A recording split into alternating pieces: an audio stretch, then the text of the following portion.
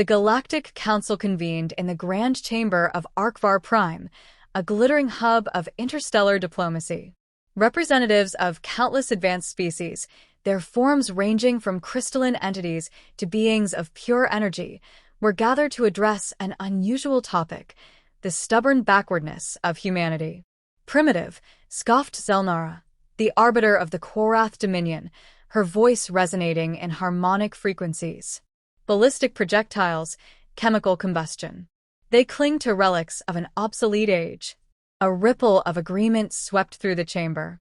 The Varen representative, a tall insectoid with shimmering chitin, added, "Their refusal to adopt energy or nanite-based weapons is not only illogical, it is dangerous.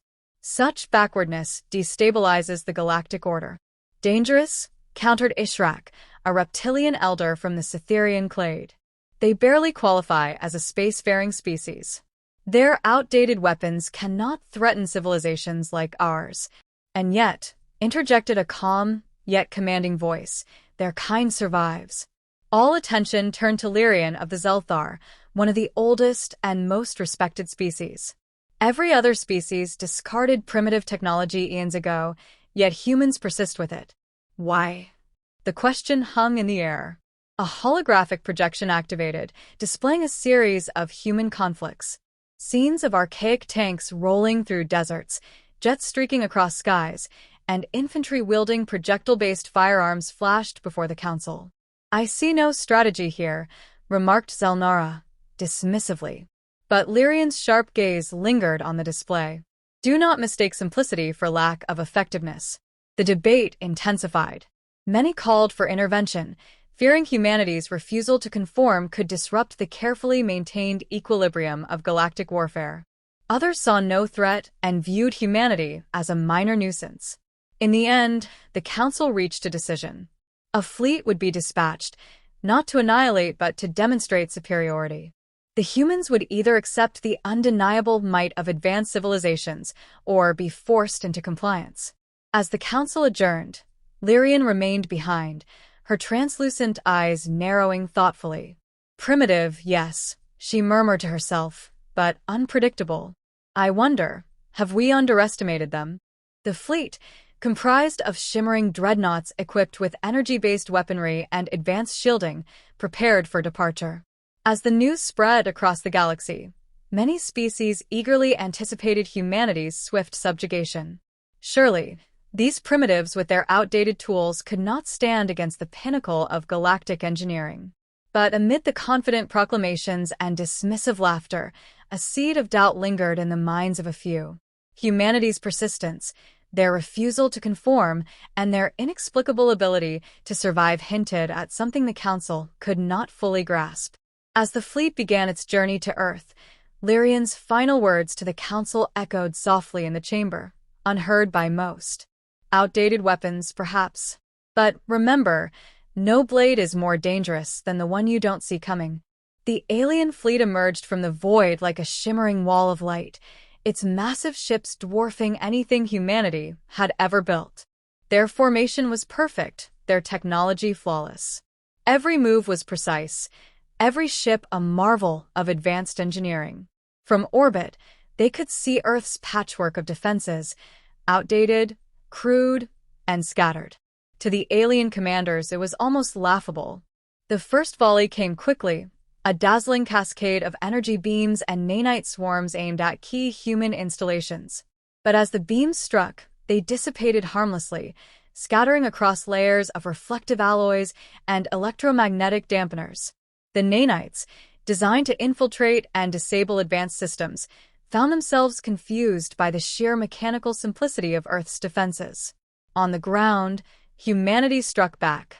Missile silos opened, launching volleys of ballistic projectiles. The aliens scoffed at the primitive weaponry until the missiles began to detonate in calculated bursts, releasing electromagnetic pulses that rippled through the alien fleet. Shielding faltered, systems glitched, and for the first time, the invaders faced chaos. Human aircraft, outdated by galactic standards, swarmed the skies. Pilots used tactics that hadn't been seen in millennia: dogfights, feints, and unpredictable maneuvers. Alien targeting systems struggled to adapt to the erratic movements. Energy weapons required precision, and humans refused to provide it. The alien fleet retaliated, adapting their strategies, but humanity's ingenuity had accounted for this. Small, autonomous drones, cobbled together from repurposed technology, infiltrated alien ships. They bypassed advanced defenses by being too primitive to detect, targeting critical systems with brute force. Explosions rippled through the fleet as one ship after another succumbed to what the aliens considered obsolete tech. On the ground, makeshift artillery fired kinetic rounds into low-orbit vessels. The aliens, accustomed to energy shields, were unprepared for the raw, unrelenting force of high-velocity projectiles. Where energy dissipated, mass could not be denied. In the midst of the chaos, the aliens began to falter. Their command structure, built on perfection and predictability, struggled against humanity's decentralized approach. Every time they adapted, humans countered with something new, something the aliens had never encountered. An alien commander watched in disbelief as a human battleship, clearly inferior in design, used a calculated collision to cripple one of their cruisers. "These primitives are insane," the commander muttered, but there was an edge of fear in their voice. Above Earth, the once mighty fleet found itself in disarray. Ships drifted, their systems compromised. Communications were fragmented, and morale was shattered. The humans fought with a ferocity and unpredictability that defied logic. As the battle turned, the aliens made the decision to retreat. Their fleet, battered and humiliated, began to withdraw. They had come expecting an easy demonstration of power and superiority. Instead, they had been met with chaos, resilience, and raw, unyielding determination.